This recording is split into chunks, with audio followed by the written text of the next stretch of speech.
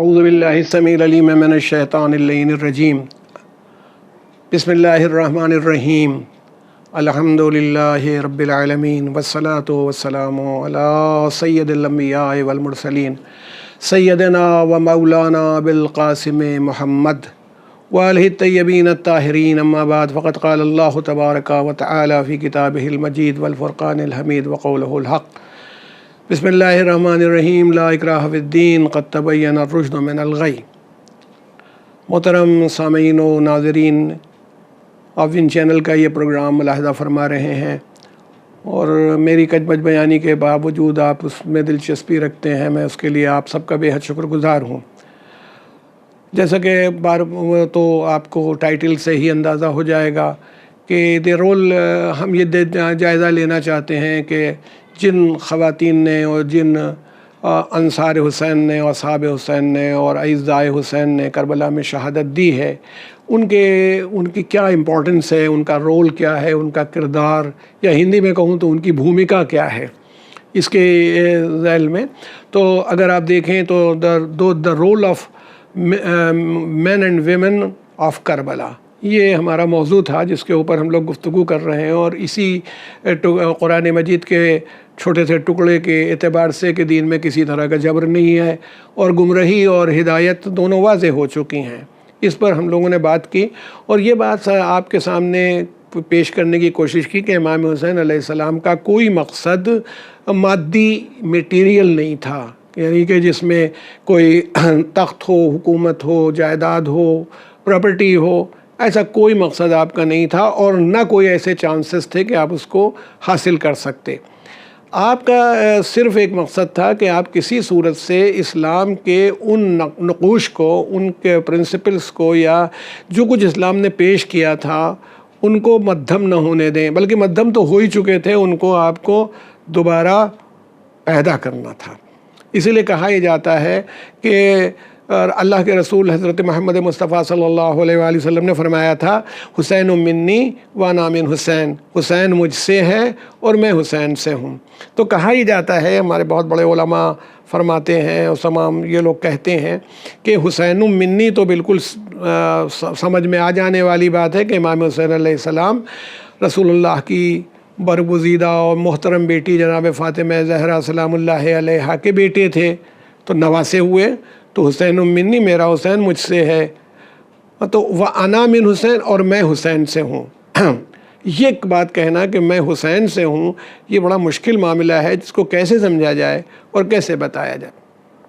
اس کے لیے کہا یہ جاتا ہے کہ جو دین اللہ کے رسول کی پہچان دنیا میں، یا کس لیے بھی دیکھیں قرآن مجید میں اللہ کے رسول کے لیے کہا گیا ہے وَمَا مُحَمَّدٌ إِلَّا رَسُولٌ، یعنی ایک طرح سے یہ عربی کا قاعدہ ہے کہ محمد کچھ نہیں ہے سوائے رسول کے، یعنی اللہ کے میسنجر ہونے کی اتنی امپورٹنس ہے، اتنی پوزیشن ہے کہ آپ کی ساری پرسنالٹی، آپ کسی کے بیٹے ہیں، کسی کے بھائی ہیں، کسی کے والد ہیں، یہ ساری چیزیں اس کے سامنے کمزور پڑ جاتی ہیں اللہ کے رسول کے لیے کہ آپ اللہ کے رسول ہیں۔ اللہ کہتا ہے وہ تم محمد کچھ نہیں ہے سوائے اس کے کہ رسول ہیں، یعنی میں نے ان کو اپنا میسنجر بنایا ہے۔ تو رسول کے رسول رہنے کا، دیکھیے کوئی آدمی پیدا ہوتا ہے اور کچھ دن زندہ رہتا ہے، ہر آدمی 60 70 80 سال بعد مر جاتا ہے۔ ہمارے یہاں تو ہم لوگ دیکھتے رہتے ہیں، آفس ہو، یونیورسٹی ہو، کورٹ ہو، 2-3 منٹ کی خاموشی رہتی ہے، کانڈولنس ہوتی ہے، اس کے بعد سب لوگ آتما کی شانتی کے لیے دعا کرتے ہیں اور چلے جاتے ہیں۔ قرآن مجید اللہ کے رسول کے لیے آج بھی یہی ہے، ہر نماز میں وہ کسی فرقے کا مسلمان ہو کیا کہتا ہے؟ اشہد ان محمدً عبدہ ورسولہ، بے شک ہم گواہی دیتے ہیں کہ محمد مصطفیٰ صلی اللہ علیہ وآلہ وسلم اللہ کے بندے اور اس کے رسول ہیں، اس کے میسنجر ہیں، تھے نہیں ہیں۔ تو اللہ کے رسول اگر رسالت کا جو پیغام ہے، پرنسپل ہے، وہ فنا ہو جاتا، خدا نخواستہ فنا ہو جائے، تو جب رسالت ہی نہیں بچ پائی یا رسالت کے پرنسپل نہیں بچ پائے تو رسول بھی نہیں بچا۔ تو اس لیے کس نے بچایا ان پرنسپلز کو؟ میں آپ سے پوچھنا چاہتا ہوں، کم سے کم مسلمان تو اس بات کا جواب دے سکتے ہیں۔ میں ان تمام مسلمانوں سے پوچھوں چاہے وہ کسی فرقے کے ہوں، میں کوئی کسی کانٹروورسی میں نہیں، کیونکہ امام حسین تو نام ہی نہیں ہے کانٹروورسی کا. یہاں تو ہندو مسلمان ہو، سکھ عیسائی، یہ کانٹروورسی نہیں ہو سکتی. حسین تو انسانیت کے رہبر ہیں.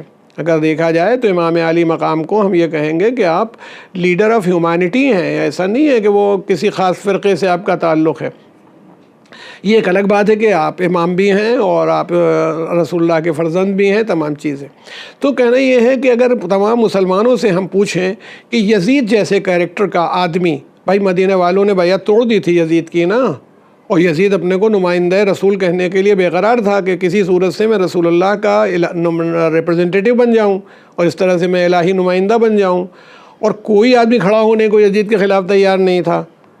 تو اس وقت امام حسین، اچھا جو کھڑا بھی ہو رہا ہے وہ فوجیں اکٹھا کر رہا ہے. مثلا حضرت عبداللہ ابن زبیر مکے میں اپنے حساب سے سمجھے تھے کہ میں محفوظ ہو جاؤں، حالانکہ شہید بعد میں عبداللہ ابن زبیر کو بھی قتل کیا گیا.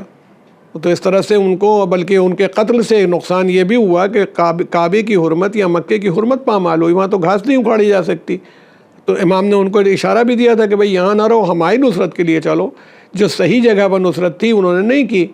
تو یہ کہنا ہے کہ اگر آپ توجہ کریں تو اچھی طرح سے اندازہ ہو جائے گا کہ امام حسین علیہ الصلوۃ والسلام نے اس پوزیشن پہ اسلام کو لا کے، تو وہ ہمارے ایک بہت بزرگ عالم سرکار سید العلماء فرمایا کرتے تھے، اور حسین ڈے وغیرہ میں بھی پوچھا ہے کہ تمام مسلمان یہ بات بتائیں کہ اگر یزید جیسے کیریکٹر کا آدمی ہو، امام ہو کسی مسجد کا جس میں وہ خالی نماز پڑھاتا ہو، 2 رکعت 4 رکعت جو نماز ہوتی ہے مختلف، اس میں وہ آگے کھڑا ہوتا ہے، سب لوگ پیچھے کھڑے ہوتے ہیں، نماز پڑھتے ہیں. تو اگر ایک آدمی شراب پیتا ہو اور بہت سی ایسی باتیں کرتا ہو جو میں بھی نہیں کہہ سکتا یہاں سے کہ اس کے کیا کیا اس نے کیا ہے، اچھا تنبورہ بجاتا ہو، اسے نماز کی کوئی فکر نہ ہو، خانہ کعبہ کے اوپر بیٹھ کر کے وہ شراب پینا چاہتا ہو، رسول اللہ صلی اللہ علیہ وآلہ وسلم، اس سے قطع نظر ابھی امام حسین کی شہادت تو یہ سب کو چھوڑ دیجئے ابھی تھوڑی دیر کو. اگر اس کے علاوہ یہ بتائیے کہ یہ سب کرتا ہو، ایسے آدمی کے پیچھے تمام مسلمان یہ بتائیں کہ وہ نماز پڑھنے کے لیے کھڑے ہوں گے، اس آدمی کو امام مانیں گے؟ تو تمام مسلمان آج یہ کہیں گے کہ نہیں ہم ہرگز اس ایسے آدمی کو امام ماننے کے لیے تیار نہیں ہیں، ہم اس کے پیچھے نماز نہیں پڑھیں گے. اگر تھوڑی دیر کو کسی پیش نماز کے بارے میں، کسی مسجد کے امام کے بارے میں یہ معلوم ہو جائے کہ یہ رات میں پیتے بھی ہیں، موقع پا جاتے ہیں تو پی لیتے ہیں، کوئی مسلمان اس کے پیچھے نماز پڑھے گا تو خالی مسجد کی امامت نہیں مل سکتی.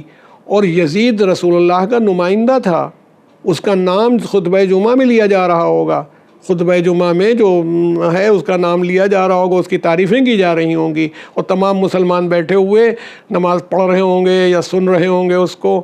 اور اگر وہ حج کرنے کے لیے آ جائے تو امیر ہو جائے کہ امیر حج ہے کہ وہ آیا ہوا ہے اور حج کر رہا ہے، سب اس کے پیچھے اس کے لگے ہوئے ہیں. ایسے آدمی کو سن 60 ہجری میں جب امام حسین کھڑے ہوئے، سب لوگ مان رہے تھے کہ یہ رسول اللہ کا نمائندہ ہے. چھوڑ دیجئے 3 4 5 آدمیوں کو، اگر تو سارا عالم اسلام مان رہا تھا. اگر حسین نے مقابلہ کر کے یزیدیت کو نہ ختم کر دیا ہوتا تو یاد رکھیے آج رسول اللہ کا دین اسلام باقی نہیں ہوتا. وہ دوسری بات ہے، میں اس کو نہیں کہہ رہا ہوں کہ وہ القاعدہ والا دین ہوتا ہو اور فلاں والا ہو، یہ سب پھیلی ہوتی، وہ میں نے ان کی بات نہیں کر رہا ہوں. مگر دین اسلام جو صحیح اسپرٹ کے ساتھ آج زندہ ہے، اگر نماز ہے، روزہ ہے، حج ہے، زکوٰۃ ہے، خمس ہے، نیکی ہے، والدین کے ساتھ اچھا سلوک ہے، اتحاد ہے، مساوات ہے، شانتی ہے، امن ہے، جتنی چیزیں بھی اسلام کے پرنسپل ہیں، اس کو بچانے والی ذات حضرت امام حسین علیہ الصلوۃ والسلام کی ہے. تو اس اعتبار سے دیکھیں تو وَأَنَا مِنْ حسین، میں حسین سے ہوں، کیونکہ حسین نے اسلام بچایا. اور اگر اسلام بچایا تو اس رسالت کا پرپز ہی یہی تھا، مقصد ہی یہی تھا کہ اسلام، میں جب اسلام کی بات کرتا ہوں مجھے معاف کر دیجیے گا تو وہ کنزرویٹیو سسٹم سے نہیں کرتا ہوں، بلکہ وہ اس انسانی اصول سے کہ انسانیت کا یہ ایک پیغام ہے، یہ ایک پاکیزہ ریلیجن ہے، اس بنیاد پر بات کر رہا ہوں آپ سے. تو وہ انسانیت کو بچانے کی جو کی بات تھی وہ امام حسین نے بچائی، اسلام کو امام حسین نے بچایا، اور اس اعتبار سے رسالت کے مشن کو بچایا. اور جب رسالت کے مشن کو بچایا تو وہ مشن جو زیرو ہو چکا تھا، اس مشن کو زیرو ہونے کے بعد اس منزل تک پہنچا دیا کہ آج یزید جیسے کیریکٹر کے آدمی کے پیچھے کوئی نماز پڑھنے کے لیے کھڑا نہیں ہوگا. اور اس زمانے میں اس کو سب لوگ نمائندہ الہی سمجھ رہے تھے. تو اس لیے اس بنیاد کے اوپر امام حسین کا یہ کنٹریبیوشن ہے. لیکن یہ یاد رکھیے، میں نے آپ سے عرض کیا تھا بار بار کہ امام حسین کو معلوم تھا کہ یہ بات کیسے آگے بڑھے گی اور کیسے آگے جائے گی۔ اگر یہی سب ہوتا، آپ غور کیجئے گا اور میں آپ سے کہنا چاہتا ہوں، یہ سب ہوتا جو کچھ میں نے کہا ہے، امام آتے، جنگ ہوتی، آپ شہید ہو جاتے، یہ شہادت وہیں فنا ہو جاتی۔ دیکھیں، دو چیزیں آپ کو کربلا میں خصوصیت سے دیکھنی ہے، ایک شہادت اور ایک اس شہادت کے پیغام کی ترویج، یعنی جو پیغام شہادت ہے۔ ہم کو واقعہ کربلا کے بارے میں معلوم ہے، واقعہ کربلا کہاں پیش آیا، کیا ہوا، کیسے ہوا، یہ ساری بات جو ہے ہمیں معلوم ہے۔ آپ بتائیے کتنی شخصیات اسلام میں قتل کر دی گئیں یا شہید ہو گئیں اور کچھ نہیں معلوم کس نے کیا۔ کبھی تو یہاں تک ہوا ہے کہ جس آدمی سے اختلاف تھا، ایک صاحب مثلاً اس آدمی کو تیر مار دیا، صحابی رسول تھے، ایک صحابی رسول کو تیر سے قتل کر دیا گیا، اور اس کے بعد مشہور یہ کیا گیا کہ جنہوں نے مار ڈالا تیر سے۔ اب بتائیے اس کا کون جواب دینے والا ہو؟ تو امام حسین علیہ السلام کی یہ ذمہ داری بنتی تھی، یعنی کہ اگر وہ اپنے پرنسپل کو بچانا چاہتے ہیں کہ نہ صرف وہ شہادت پیش کریں کہ شہادت ہو جائے، بلکہ مقصد شہادت ساری دنیا تک چلا جائے، یہ بھی آپ کی ذمہ داری تھی۔ میں کبھی کبھی کہتا ہوں کہ امام حسین نے راستے میں بار بار لوگ منع کرتے تھے آپ کو نہ جائیے، تو آپ نے کہیں نہیں کہا کچھ نہیں ہوگا، میں تو بچ جاؤں گا۔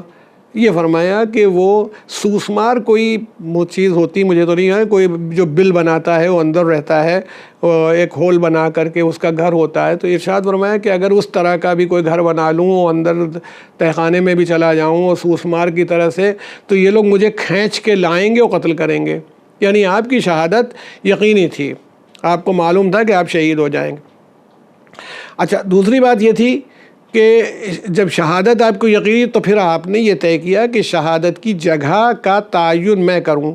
اگر یہ شہادت مدینہ منورہ میں ہو جاتی تو چند لوگ آپ کو شہید مانتے، اور جیسے امام حسن علیہ السلام کی شہادت گورنمنٹ کے کہنے سے زہر دے کے ختم ہوئی ہے، اگر اس کو چاہیں تو کو بھی ہے، وہ نہیں ہے کیونکہ گورنمنٹ خوش ہے اس سے، اس کا کوئی پتہ نہیں لگاتی کیسے شہید ہوئے، کیا ہوا، یہ ایک الگ بحث۔ تو کہنا یہ ہے کہ شہادت بھی ہوتی ایکسیڈنٹلی اور نتیجہ بھی نہیں نکلتا۔ مکے میں شہید ہوتے ہو کہتا کچھ لوگ آئے سے، وہ حضرت علی کی شہادت خارجیوں کے ذمہ چلی گئی ہے۔ ان خارجیوں کو کس نے کھڑا کیا ہے؟ یہ خارجی کہاں سے آئے ہیں؟ ان کو خارجیوں کو کس نے پروٹیکشن دے رکھا ہے؟ کس نے ان کو بھڑکا رکھا ہے؟ سوال یہ ہے کہ خارجی حضرت علی کی شہادت کے بعد پھر کیا ہوا؟ پھر یہ کچھ کرتے، پھر دوسروں کے خلاف بھی کچھ کرتے، مگر انہوں نے کچھ نہیں کیا۔ تو امام عالی مقام کی شہادت ایک حادثہ بن جاتی، سانحہ ہوتا، مگر یہ ایک حادثہ یا ایکسیڈنٹ ہوتا جس کا کوئی نتیجہ نہ نکلتا۔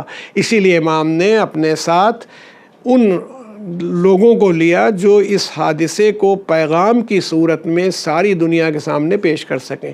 پہلی بات، جگہ آپ نے طے کی، کون سی جگہ ہوگی؟ ایسی جگہ عراق میں کربلا تھی اس زمانے میں کہ ادھر سے جتنے ٹریولرز تھے، بزنس کرنے والے قافلے گزرتے تھے، تو یہ گزرنے والے قافلے جب گزرے ہوں گے اور انہوں نے پڑی ہوئی لاشوں کو دیکھا ہوگا کہ وہاں لاشیں پڑی ہوئی ہیں، تو پوچھا ہوگا کیا ہوا، کیسے ہوا؟ یا جب روکے گئے ہوں گے کہ لشکر چاروں طرف سے گھیرے ہوئے لوگ بیٹھے، تو پتہ لگا نہیں کہ کوئی ہمارے یہاں تو ٹینڈنسی ہوتی ہے اگر ایک جگہ بھیڑ لگی ہوئی ہو تو ہم کھڑے ہو جاتے ہیں، تو اتنا بڑا لشکر وہاں پر اکٹھا ہے، ان کے راستے میں ان کو راستہ اپنا چینج کرنا پڑ رہا ہے، تو پتہ لگانے کی کوشش کریں گے۔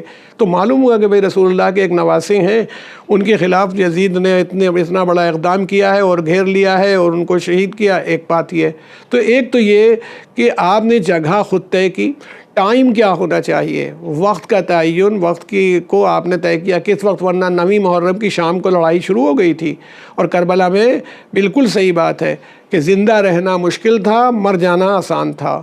اگر آدمی رات میں 9 محرم کو دنیا سے رخصت ہو جائے، جو غریب تھے بیچارے انصار حسین، اگر وہ رخصت ہو جاتے تو آپ بتائیے کیا ہوتا؟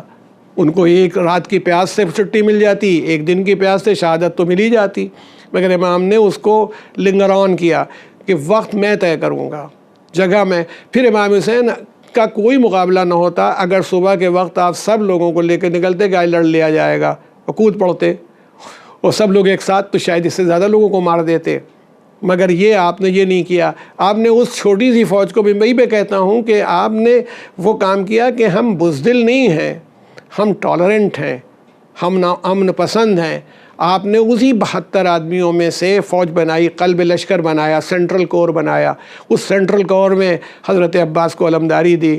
رائٹ ونگ بنایا، اس میں جناب زہیر ابن قین کو لیڈر بنایا. 20 آدمیوں کا رائٹ ونگ، 32 آدمیوں کا قلب لشکر، اور 20 آدمیوں کو بائیں طرف کی فوج یعنی لیفٹ ونگ جو بنایا، جو میسرہ کہلاتا ہے. یہ میمنہ وہ میسرہ.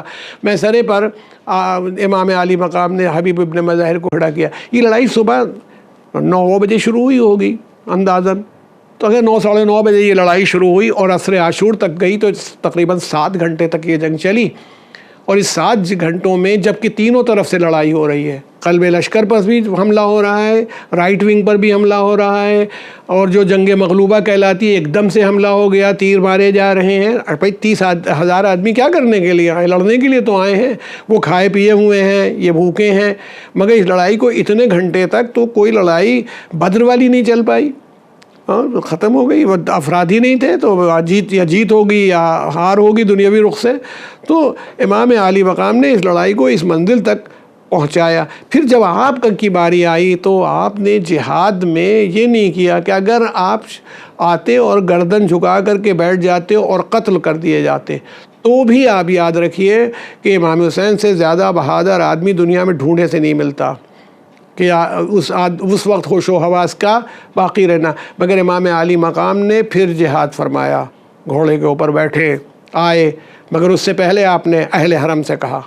یعنی مجھے کہیں میں یہ کہتا ہوں کہ کربلا میں صرف غم نہ تلاش کیا جائے، صرف حزن نہیں تلاش کیا جائے، کربلا میں ولولہ تلاش کیا جائے، کربلا میں جوش تلاش کیا جائے. جس آدمی کا بھائی مر چکا ہو، ایک نہیں 4 بھائی بھتیجے، بھانجے، دوست، رشتہ دار، عزیز، عورتیں خطرے میں ہیں، اور اس کے بعد اس کا کنٹرول کیا ہے؟ جناب زینب سے اور تمام اہل حرم سے کہا اب سفر کے لیے تیار ہو جاؤ، اب سفر کے لیے تیار ہو جاؤ. یاد رکھو کہ دیکھو رونا نہیں، دیکھو بین نہیں کرنا، گریہ نہیں کرنا، اس سے باطل کو طاقت ملے گی. ہوشیار ہو جاؤ، اللہ تمہارا نگہبان ہے. یعنی ایک آدمی کہیں سے ہراساں نہیں دکھائی پڑ رہا ہے، کہیں سے اسے خطرہ دکھائی نہیں پڑ رہا. اس کے بعد اس کا واقعہ اب دامن وقت میں گنجائش بہت کم ہے، تو اس لیے اس واقعے کو اب چھوڑتے ہوئے کہتا ہوں. پھر گھوڑے پر بیٹھے جنگ کرنے کے لیے آئے. تین حملے فرمائے، 3 مرتبہ حملے. یعنی امام حسین کی لڑائی بھی میرا خیال میں وہ ہمارے اعتبار سے گھنٹے بھر سے کم تو نہیں چلی کہ جس میں آپ نے ایسی جنگ کی. ایک آدمی زخموں سے چور گھوڑے سے نیچے تشریف لائے، اس کے بعد سجدہ کیا. تو یعنی یہ ایک بات جو ساری دنیا کے سامنے پیش کر دی کہ اسلام کا پرنسپل اگر بچانا ہوگا تو نہ پھر میرے سامنے کو میری اولاد ہے. اگر انسانیت کی خدمت کے لیے مجھے لٹوانا ہوگا تو گھر لٹ جائے، ہماری عورتیں اسیر ہو جائیں، کیونکہ راستے بھر کہا تھا اللہ یہی چاہتا ہے کہ یہ قیدی بنائی جائیں. اللہ یہی چاہتا ہے، کیونکہ جب یہ قیدی بنائی جائیں گی اور یہ گزاری جائیں گی تو دشمن تو اپنے نشے میں چور ہے، اپنی فتح کا نشہ سمجھتا ہے، جو فتح نہیں ہے شکست ہے. وہ میں آپ کو دکھا دوں گا بعد میں. تو وہ جہاں جائیں گی حق کا اعلان کرتے ہوئے جائیں گی. ان کی کمزوری جو تم سمجھ رہے ہو وہی ان کی طاقت ہوگی، اور اس طاقت کے اعتبار سے وہ جب تشریف لے جائیں گی تو جہاں جائیں گی، جو خطبے دیں گی، جو تقریریں کریں گی، وہ سب ہوں گی. میں ایک بات کہوں گا جس کو میں پھر لاؤں گا آپ کے سامنے. کربلا عصر عاشور کے وقت پر ختم نہیں ہوئی. یہ بالکل غلط خیال ہے کہ امام حسین شہید ہو گئے، ان کا سر نوک نیزہ پر آیا اور کربلا ختم ہو گئی. نہیں، کربلا بالکل نہیں ختم ہوئی. کربلا ایک ایسی لڑائی کا نام ہے جو بہت پیچھے سے آ رہی ہے، جو مدینے سے اور مدینے سے بھی پہلے سے آ رہی ہے، یہاں تک ہوتی ہوئی. بات یہ ہے کہ لڑائی میں بہت سے مورچے ہوتے ہیں. کربلا میں عصر عاشور کے وقت ایک بات ختم ہو گئی، لیکن اب بس سپاہی بدل گئے ہیں. جہاں پر عباس کے ہاتھوں میں علم تھا وہاں جناب زینب کے ہاتھ میں وہ اقتدار آیا ہے، اب کنٹرول آیا ہے. جہاں حسین کھڑے ہوئے تھے وہاں اب امام زین العابدین موجود ہیں. جہاں پر علی اکبر تھے اور علی اصغر تھے وہاں پر سکینہ ہیں، فاطمہ کبریٰ ہیں، بیبیاں ہیں. تو یہ صرف سپاہی بدلے ہیں، جنگ کا انداز بدلا ہے. اس بات کو ہم آپ کے سامنے لائیں گے. یہ ان خواتین کا اتنا بڑا کام ہے جو کسی طرح سے شہداء کے کام سے کم نہیں ہے. والسلام علیکم ورحمۃ اللہ وبرکاتہ.